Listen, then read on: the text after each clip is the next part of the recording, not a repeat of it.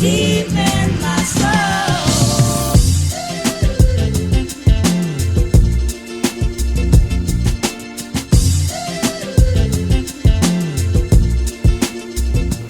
Good evening and welcome to another edition of Strong Love Speaks, the podcast, where we get down into deep discussions which would help us to make our love stronger, our families stronger, our marriages stronger, our society and our nation stronger. We are your hosts, Denise and Gabriel. We've been doing this for quite some time. For those of you who have never met us before, we are from the island of Barbados. We have been married for 40 years, quite some time. So we think we have quite a bit of life experience, professional experience as counselors. We've been counseling married couples and those preparing for marriage for quite some time. Since about 2008, we've been formally doing this under our charity, Better Blends Relationship Institute. But now we have Strong Love Community and our podcast, Strong Love Speaks. So welcome. This evening, we're going to be discussing something that I know you want to talk about. And we love it when you interact with us. We know this is not live, but we love it when you put your opinions, your questions, your comments in the chats on our various social media pages where this podcast is aired. So thank you so much for doing that. Continue to do so. This evening, we're looking at the 7-year itch. Wow. The 7-year itch. What is it? What does it mean when we hear about the 7-year itch within the context of marriage? But why do people have to put a year to it? 7-year itch. It seems as though after 7 years, things happen. Things change. Things change. You know, I did hear about the 4-year itch. I think I did hear about that. And I don't know if the 7-year period is based on perhaps some level of research that was perhaps done among married couples, which revealed that after 7 years, things tend to go south. You know, what happens after 7 years? Now, when we have these discussions, you know that we love to put our story out there. We have already written our book, Journey to One, our true love story. And when we talk about these things, we love to make it real. We don't just want to be, all professional and, yes, we are professional, but we also want to make it living and organic and a bit spontaneous. So we do like to add our story to it. Again, how can we speak about something that we do not know about? That's right, that we have not experienced. It's better to experience something before you talk about it. That's right. So as we look at the 7-year itch, it tells us that, hey, we have gone through this before. That's right. So let's go back. Yes. I mean, okay. I'm going to be real. When I got married, I was young. Yes, I was 19 when I got married. I was very, very excited about marriage. I was very excited about starting my new life with this man at my side. I can remember it like it was yesterday. I was a second-year student at the University of the West Indies in Barbados, studying for my literatures and English degree, my first degree. And, I loved the idea of being a wife. I loved the idea of being married and setting up home with Gabriel. And obviously, back in that time, we didn't have everything, He alone was working. I was not working because I was at school. That's right. And we were happy. We were very happy in our small apartment and building that life together. It started out, as I said, with that sense of excitement and so on. And I'm sure for others listening to us, even for those of you who might have gotten married later, when you were already set in your life, you already had your things, you might have had a home already and a car. We didn't start out like that. We started out with zero, built from there, built that life together, which I think is very, very important and very beautiful.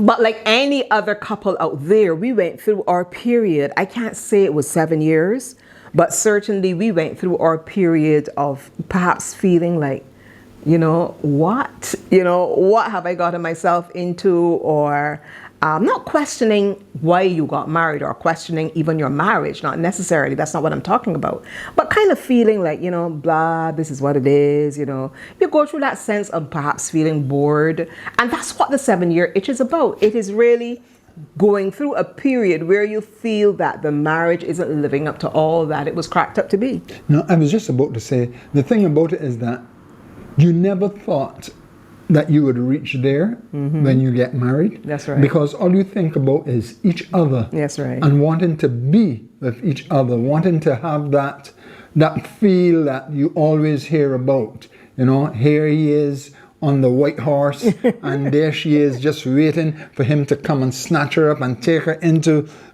you know how it is. And I think this is particularly so for people who don't live together. You know, people who, I know today people do it differently. People live together first and all of that. You know, coming from our background, coming from the church, being Christians, we would not have lived together. We didn't live together. We didn't have that experience of living together. So being married was fresh. It was new. I'd never slept with a husband before. I'd never slept with in the same bed, before with my husband. It was new. It was fresh. It was different. Yes. And setting those parameters and those boundaries for what our marriage was going to look like and be like and feel like and so on. But as we were saying, you do get to that stage where you begin to wonder, you begin to question. Life sort of begins to happen. Yeah. It catches up with you. You may have children. We had our first child in our second year. You might start to have children. You start to have greater financial responsibilities. Yeah. You might start your career. I started my career as a teacher in our third year of marriage or fourth year of marriage. I started my career as a teacher. So things happen, and the dynamics of your relationship can begin to change. Yeah. So what do you do when you find yourself at that point, be it 7 years, be it 5 years, be it 8 or 10 years, where you begin to feel a little bored or a little overwhelmed, or you may even begin to feel alone, as if you are in this marriage by yourself because you're overwhelmed with so much? What really happens during that 7-year itch period, and what should we do about it? We'll be right back.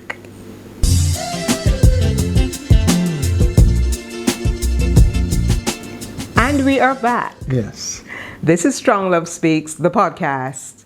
I am Denise. And I'm Gabriel. And we are discussing the 7-year itch. Wow. Now, what really happens during this period of time? Gabriel, I was thinking about it, and I was thinking about the fact that when you begin to feel bored in your relationship, in your marriage, and you begin to feel that sense of disconnection from your spouse, because, as I said, you've lost that excitement and so on, that was so much there at the beginning. A number of things can happen. You can begin to perhaps go a lot more with your guy friends if you're the husband, or your female friends if you are the lady, the wife. And there's nothing wrong with these things, by the way. There's nothing wrong with husbands spending time with their boys or their guys. There's nothing wrong with wives going out with their sisters, their sisterhood, their clan, whatever you want to call it. There's nothing wrong with these things. But perhaps during this period where you begin to kind of go off on the marriage, you do this a lot more. And because it's as if you're trying to make up and you're trying to inject some excitement in your life. And people might say, well, there's absolutely nothing wrong with that. What's the big deal? What's the big deal if I spend every weekend going out with my friends? But if it is every weekend, then I do say there is some problem. Yeah, because you're no longer communicating as you used to. Mm-hmm. The excitement and the touchy-feel that we usually would have in that those first set of years, that wanes a bit, and now you are looking to, find that joy elsewhere. And that's where it becomes tricky, right? Right. So those could be a set of first responses to having that 7-year itch. As I said, it comes about because life changes, there are transitions, there may be children, bills, studies. Spending a lot more time with the children, especially the wife. Right. And the husband, she's spending time with the children, so let me go and spend some time with the guys. Yeah. And that tears into the marriage relationship. Yes, it can. It definitely can. Yeah. And, during this time of transition, sometimes, because, life is dynamic, and we love change. Yeah. And, you know, people say that we don't like change, but I think we do love change. Yeah. I think sometimes we get afraid of it, but I think that we are wired to want excitement, and we are wired to want recreation. We are wired to want to enjoy ourselves, and there's nothing wrong with these things.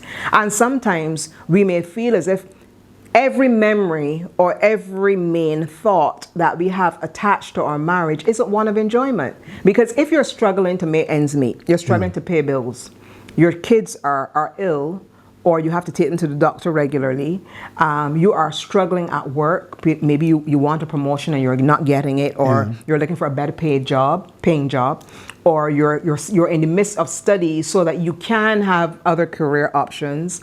You know, there's so much that life can be lifing, as we say, you know, during those years. So whenever you think of your life and you think of your marriage, it doesn't fill you with joy. It doesn't fill you with happiness. It feels mundane. It feels hard. You know, it feels as if life is hard. And if you feel that way about your relationship, and those are your major memories that you have, that's what you're currently living through. The normal human response will be to disengage from the thing that is causing you pain, to disengage from the thing that's causing you discomfort, to disengage from the thing that is making you go, oh, I just can't take another day of it. You know, so it's almost a natural human response then to begin to disengage from your relationship. You're not even thinking about it because you still love your spouse, you know. You still love your children and everything, but because it doesn't fill you up with happiness, because you are bogged down with the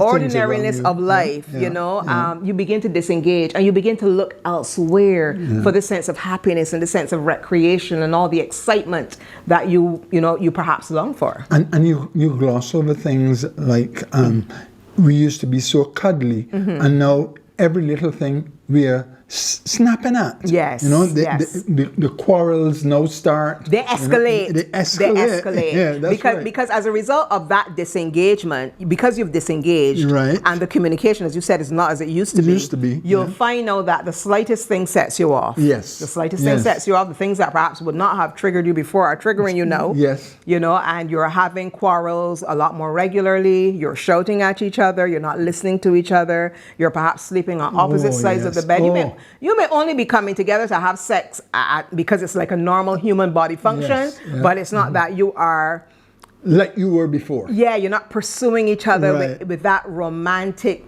drive that you had before. It's a different kind of mechanism that's at work in the relationship.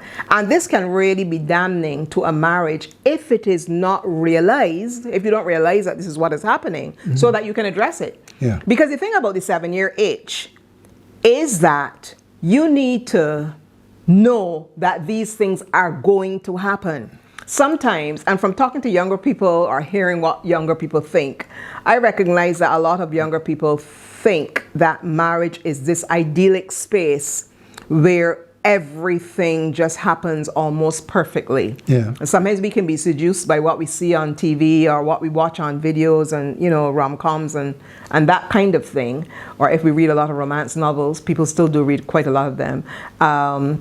We can be seduced into thinking that marriage is a fairy tale. I remember writing some poem about that years ago. It's not a fairy tale. And you are going to have ups and downs. You are going to have periods where you don't feel happy. You don't feel happy with your life. You don't feel happy with the person that you're married to. And what do you do in those moments? And this is going to bring us to a very important discussion very soon, but I'm not going to introduce that yet. But we have to understand first that this is going to happen. In preparing couples for marriage, this is something that I want to make sure that we always mention to them. I was just about to say that, you know, because for us, we never had any counseling before. That's right. So as a result, we lived through this. This was not counseling was not on It vogue was not on in vogue the then, 80s when we right, got right. married. No. We lived through this. That's right. And today we had to work through it. And today you even hear people, you hear young people who are getting together talking about, I need my space. We never thought of that. We never thought of that. We never, although we were married, we never thought about, hey, I about need needing my space. About Yeah. needing, we are married. Yeah. We're married. Yeah. You know, our space is together, and if we Yes. have to work things through. And even before we were married, we never said, I want my space. That's right, because No. we always believed in working through challenges, and that's that it. is something that we have to understand. You know, because you're having a challenge is not the time to be apart. Okay, having a challenge is not the time to be apart. Having a challenge is the time where you need to put your heads together, put your hearts together, and work things through. But we're going to be coming right back as we look more at the 7-year itch.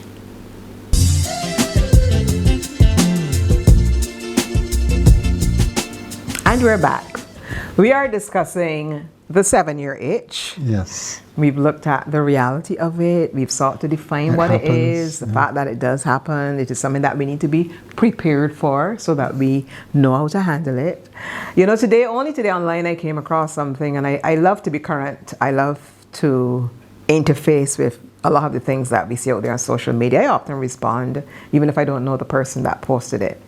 And it is very relevant to our discussion this evening, because Okay. what the person said was that they didn't think that human beings were wired for monogamy. That was what they said. Okay. We aren't wired for monogamy. But And what it sounded like was basically an admission that because as human beings we have the capacity to be attracted to more than one person, which I do agree we can Yeah. have that. Yeah. We can feel a chemical response or a chemical reaction to more than one person. Because we have that capacity, it sounded as if they were trying to excuse the pursuit of multiple partners in the name of we're not wired for monogamy. And I thought about it, and I said, no, it is true that you may have a few people out there, when you look at the whole population of, say, the Western world, right? The Western world, or even in terms of Barbados, you may have a few people touting the idea of polygamy or polyamory, which is the woman having more than one husband, Yeah. and so on. You know, people trying to excuse it, saying there's no big deal, there's nothing wrong with having more than one relationship. But when you think about it and you ask people, or you look at the research, most people feel secure, both man and woman feel very secured in a relationship that is exclusive. And most of us feel very put upon, very angry, very incensed when there's any type of infidelity in our significant relationship. And that includes significant relationships where people aren't yet married, those who are in serious committed relationships, long-term relationships, those who are engaged, and those who are already married. People feel horrible if their partner cheats on them or looks outside the relationship for something that they should only be having in the relationship. And this is even outside the context of sex. So it's not even just about sexual gratification. Yeah, or sexual infidelity, but also emotional. Because as a woman, we women particularly who love, you know, the emotional connection, and we thrive, not that men don't love it, you know, we had this discussion already. You know, we do know that men are also emotional and thrive on emotional intimacy. But because it is so important to us as women, we feel very put upon or put out if our partner looks to someone else for that level of deep emotional connection that we feel they should still have with us. And my point to that person was, if we're not wired for monogamy, why are so many of us so upset when monogamy doesn't happen in our relationships, when our partner looks outside? Because we expect fidelity, you know, and I think it is deep in our core, and it is linked to our divine design. Now, I know people have different worldviews, but obviously the worldview of this podcast, Strong Love Speaks, is the biblical worldview. We are Christians, and we do hold the biblical worldview of one man and one woman together in marriage. And we look to the Bible for that blueprint, where the Word of God says, for this cause shall a man leave his father and mother and cleave to his wife, and the two shall become one flesh. Yeah. Right? It's right there in scripture.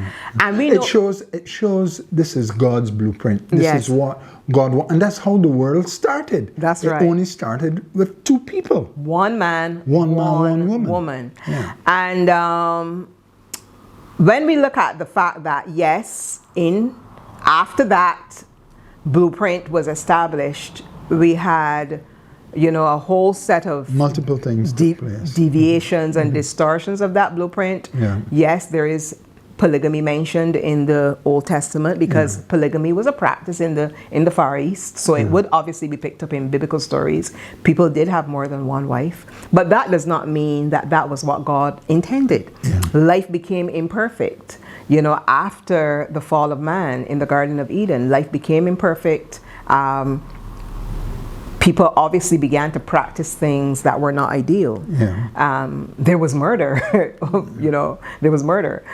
So therefore, the whole idea of people having more than one wife, men having more than one wife, became a social practice, but that was never what God intended. And we look at the New Testament, we see Jesus ratifying the blueprint because he mentions the exact same verse. Yeah. He actually went to a wedding. Yeah. His first miracle was performed at a wedding, so he blesses marriage by his presence.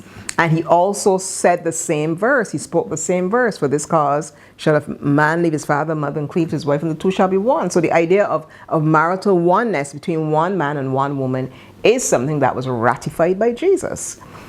Yet we do live in a world where things happen. Things do happen. People do step out in their relationships, in their marriages. They make, they make connections that they shouldn't.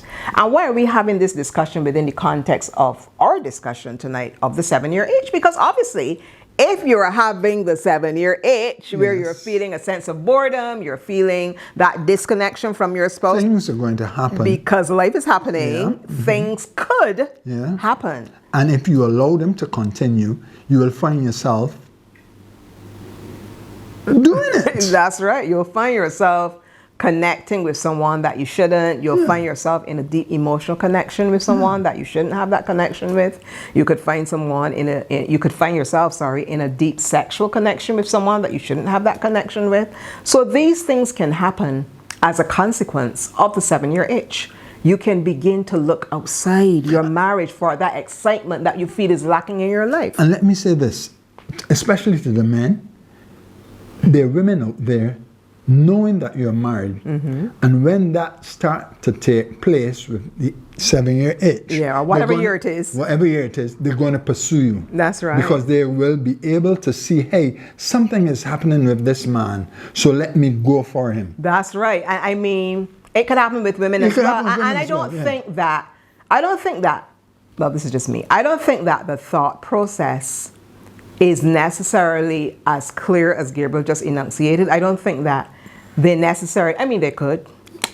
I believe some of them do. They could, say, well, yes, I am going to get at this guy, or I'm going to break up his relationship, or they don't necessarily even want to be married to you. They just want to have fun, and they see you as a target. But because the reality is, we are, as human beings, we share a lot of connections. We do share a lot of connections, and if you're an adult, you've been around, you've experienced life, you can generally tell when someone is unhappy. You can generally tell when somebody is not satisfied with some aspect of their life. And a true friend is going to try to help you navigate any time of unhappiness. And you become vulnerable. Yeah, but you can become vulnerable. Yeah. And you can overshare. You can begin sharing things with someone perhaps that you work with, or someone you've met at church, or someone that you go to the gym, that you meet at the gym regularly. Your spouse might not be at the gym with you, but there's somebody that you see regularly at the gym, and you begin to share stuff with them if you develop a friendship, and you begin to share things that are inappropriate. And what I'm saying is that this 7-year itch, which is a time of great vulnerability, because your relationship is in a volatile space where you can end up making connections that you shouldn't make. You can end up spending too much time away from your partner, you can end up not communicating how you really feel about what y'all are going through as a couple. Because it's not just you, it's both of you. You're not having that conversation. That communication has been broken. That's right. And as a result, what you're going to find happening, that the emotional connect has been fractured. That's right. And if someone recognizes something is happening in your marriage, you're going to find, as Mary said, you're going to be volatile to that's right. things out there. Making that connection with someone else. And you don't want to go there. I mean, we can have a full episode where we look at we look at the issue of adultery and how it impacts a relationship and how you can go about healing from something like adultery. But we're just looking at the 7-year itch. Looking at the 7-year itch right now and letting you know that this is something you have to guard against. Yeah. Yes, you will go through that period where you do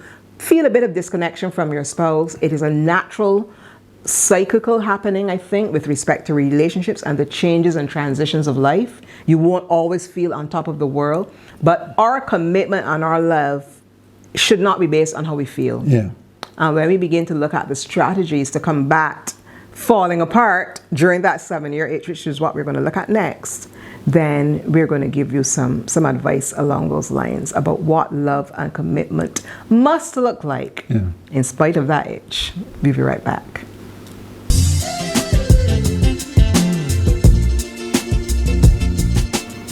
And we are back. So we have been discussing the 7-year itch. We've looked at the fact that it does happen. We've defined it. We've looked at the whole question of, what it's like, how it's experienced within the context of a marriage. And even though we're calling it the 7-year itch, we're saying that it can happen at other years, earlier or later, right? And we also looked at the whole question of whether or not we are wired for monogamy. And the reason why we brought that up and linked it to this discussion is because there's a thinking out there that, it is normal to be attracted to several people. So, if you do find yourself in a kind of situation, don't beat yourself up too much. But we're actually saying that even though we as human beings may have the capacity to feel attraction for more than one person, at the end of the day, that has nothing to do with marital commitment. And that's what we're going to get into now as we look at how we combat the whole issue of the 7-year itch. So I want to start by saying that your love or our love for each other is not based on feelings. It's not based on how we feel, okay? Yeah. Now, feelings are wonderful. Yeah. There's nothing like a good feeling. Feelings are wonderful. Creating memories are wonderful. Remember, we said in one of our earlier segments of the show, we said that because we may feel unhappy with our lives, we may feel unhappy with the stress that we're under, we may feel unhappy with the job stress or the child stress or even our aging parents and various transitions that we go through that can cause us to feel unhappy, and as a result we link that unhappiness to our marriage. And because of that, it is very, very critical that we also create great memories. Yeah. And so I don't want to downplay the importance of feelings. I don't want to downplay the importance of good feelings and good memories. But at the same time, we must understand that in the marriage, it's a choice. That's right. That we have made, right? I choose to be with you. That's right. I choose to marry you. I choose to say I do to you. And to keep saying I do. And to keep saying I do. Right, that's right. Yeah? So when we look at the choice that we have made, whether or not we have that feeling. Whether or not we have that feeling of romance or that feeling of specialness or that, that coochie feeling that we all have to have. Whether or not that feeling is there, we have to understand our commitment. Now, we know that there's serious things that cause some marriages to break down. Okay, and we're not here to judge people who've been through breakups in their marriages or separations or divorces, because we know that serious things do happen. Yeah. But what we're saying is that our love for each other is not to be based on feeling. Our commitment is a choice. Our love is a choice. Yes. Okay? And when we understand that from the get-go, we'll be able to put the 7-year itch or any other itch into perspective. Yes. You know? Because when you have a literal itch, you know, if you have allergies like I do, you know, you have to take antihistamines or you have to rub something on your skin to kind of alleviate the symptoms of the allergy that you're having that could be causing your skin to itch. I love it. So in therefore, in the same way, we have to understand that there are things we need to do. right. You know, they're figurative antihistamines that we have to take or to apply to our married lives to ensure that when this itch does come, we deal with it. You know, because it's never good to scratch the skin, no matter what. You're always told don't scratch your skin. It makes the itching worse. You know, so we don't want you to scratch that itch. We want you to actually deal with it. And one of the there is an application for it. Yeah, and one of the key applications, Gabriel, is to understand that it's going to happen. Yeah. Be prepared. Yeah. Understand from the get-go that there's going to be a period in your marriage when you are going to feel somewhat disconnected, or periods in your marriage, because it might not just happen once. It might happen at various times. We've been married for 40 years. Of course, we've had different periods of time where we have felt disconnected or not as close. You know, we've had to work at it. We've had to be intentional. The word my husband always loves to use. You know, we've had to work on our relationship. And the book that we have written speaks about it's a journey. That's right. So as long as you are in that journey, on that journey, you have to expect that there are going to be mountains. Yeah. There are going to be valleys. There are going to be winds that's blowing vehemently. That's right. And at the same time, you're going to find that there are winds that are just tranquil and nice. And smooth and nice. Yes. So You're going to have rocky roads. You're going to have fields with lots of bush and tall grass, you know, thorns and thistles. Then you'll also have smooth road. You know, there's a road that lots of summers, my husband and I, we love driving around the countryside, and sometimes we would drive around in, I think, St. Peter. And there's a road, I don't know the name of the place, but there's a road where you just look forward and all you see is the sun on the ocean. It's a beautiful view. Right, It's a long stretch of road. It's beautiful. It's tranquil. And we're all going to have those experiences in our marriage as well. We're going to have beautiful times, beautiful moments, and it's critical that we seize those moments and create great memories from those moments, you know. So never forget your initial wedding day. Never forget it. That's right. Never forget the time when you chose each other, when you chose to get married, you know, and you actually went through the ceremony. Don't forget that. Don't take it for granted that, oh, it was just a time when we spent lots of money and invited our family and friends. No. It's meaningful. Keep it fresh. Look back at your photos ever so often. You can do it for your anniversary, as we tend to do. Go over, you know, the times of being together, the critical moments, like maybe having your child, your first child or your second child, your children, you know, doing family trips, whatever things, your family picnics, things that you've done. Make memories and keep those memories alive. That's a great way to combat the 7-year itch, by keeping the good times alive in your memory. Definitely. Right? Keep those good times alive in your memory. That's one thing that you can do. And you know, another thing that you can do is to give yourself grace. Give yourself grace. And by that I mean this. Sometimes we are very hard on ourselves and we expect to be the perfect spouse, whether male or female, the perfect wife, the perfect husband. But we have to understand that because something is right doesn't mean that it's going to be easy. You understand what I'm saying? Because something is right, actually, because things are right, they're actually very difficult. And that you have to fight for them. And that goes back to the discussion I saw online today, where the guy was trying to rationalize this whole idea of us not being wired for monogamy, because he's saying it is natural to want to have more than one partner. But I said, to counter that, I said, no, but we are wired to have children. We are wired to be parents, because if we don't have children, as we are hearing the studies are talking about, Barbadians need to have children. If we don't have children, the human race will not survive. We won't have future generations to do anything because there will be no children. So we as human beings are wired to be parents. We are wired to carry on the generations, to carry on, to build legacy. But parenting is not easy.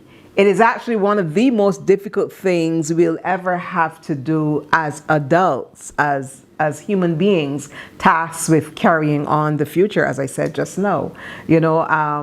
So because we are wired to do something naturally, doesn't mean that it's going to be a walk in the park. Yeah. So we are wired for monogamy because that is God's design.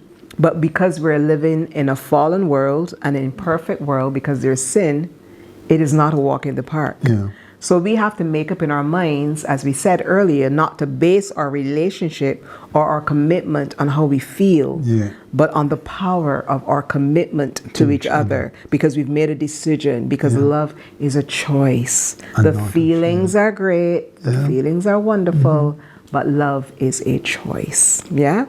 And so that's one way that we can begin to deal with the whole issue of the 7-year itch. Another thing is to rekindle.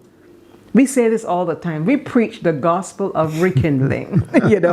For those of you who follow us on social media, you follow our date nights. And dating is not the only thing you can do to rekindle the fire, but certainly it is a wonderful thing to do.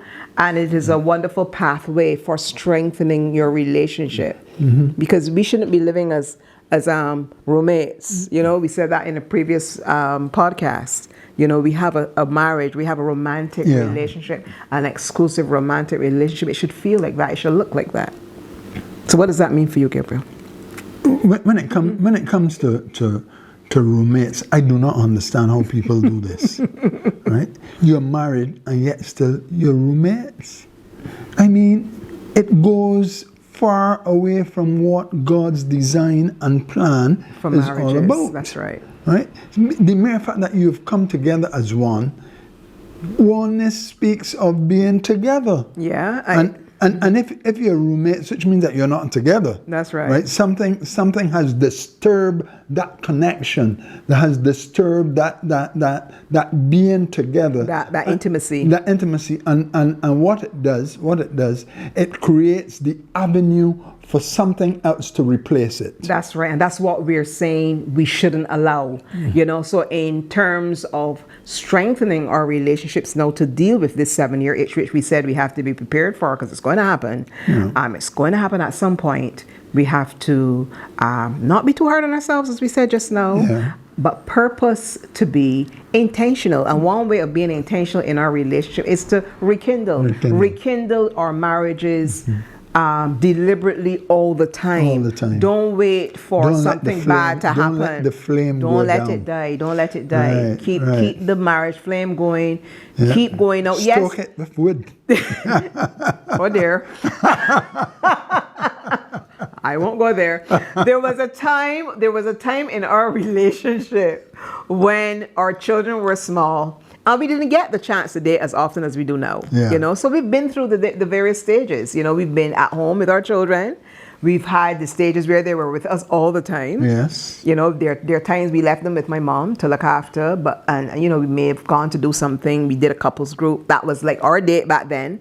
We did that once a month only. And when we did that couples group, it was like we treated it as a date because we were away from our children. But apart from that, we did a lot of family life together. And even though we weren't dating, we were building memories and strengthening our relationship, and that is very, very important. So rekindle the flame, whatever you need to do, write each other sexy texts and romantic texts, because we don't do so much of the writing with paper nowadays. Some people still do, but you can use the phone to be intimate with your partner, to send them wonderful, encouraging words or poetic words, or you're not going to do these things every day. Granted, life happens, but keep it in the relationship. Keep that sense of spontaneity in the relationship. Take holidays together if you can. Spend a night away maybe, or a weekend away at a hotel if you can. If you can't afford to do something like that, have the kids go by granny or by auntie or somebody, so the two of you can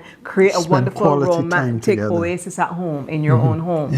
So be creative with how you rekindle that flame, but keep that flame burning. That's one way to combat the 7-year itch or any other itch that will come at any point in time during the relationship. Communicate.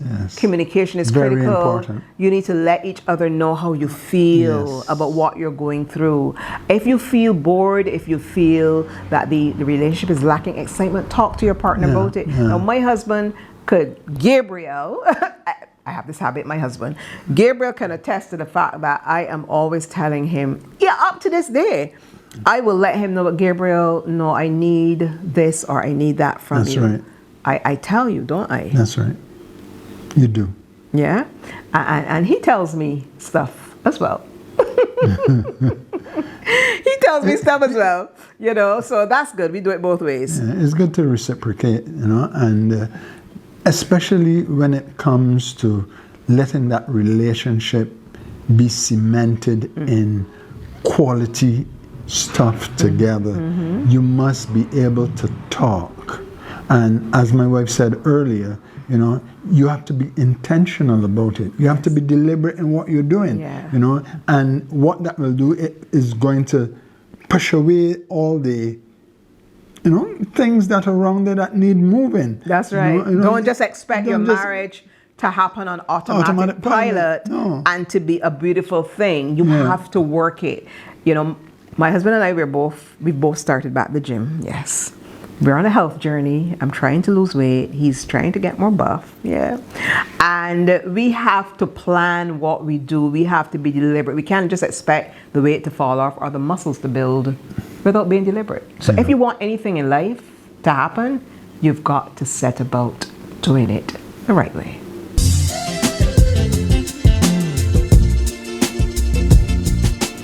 And finally, we're going to combat that 7-year itch by setting the right relationship boundaries. There's nothing wrong with having friends. There's nothing wrong with having great work colleagues that you connect with. There's nothing wrong with old friends that maybe your friends or his friends, whatever. But it's very, very important that we set boundaries. Any friend of either one of you should be a friend of the couple. Of both. That's the standard that we've set for our own marriage. Any friend that I have or that my husband has becomes our friends, and that's very, very important because you want to set the right tone. You want to send the right message. You want to send a message to people who are single or to other married people that you connect with individually, that you respect the fact that you're married and you respect your spouse. So whether it's the husband or the wife, that's the same standard. I respect my husband, I respect my wife. And once people get that message, because you mention your partner, from time to time, you prohibit certain types of meetings or behaviors because you're married, that's fine. When you do those things, you send the right message that your marriage is very, very important to you. And that's an integral part of setting relationship boundaries. Yes. So we hope this evening that our discussion on the 7-year itch and our points about how we can combat that itch will help you to make your relationship stronger, to make your love better, and to enrich your marriage for the long haul. I am Denise. And I'm Gabriel. And just before we go, I just want you to know that the word that we often let people know, intentional. That's right. You have to be intentional about it. You've been watching Strong Love Speaks, the podcast brought to you by Strong Love Community. And you can watch this on any of my social media channels on YouTube, TikTok, Facebook, or Instagram. See you next time. Yes. Strong love, strong marriage, strong family, strong community, strong nation.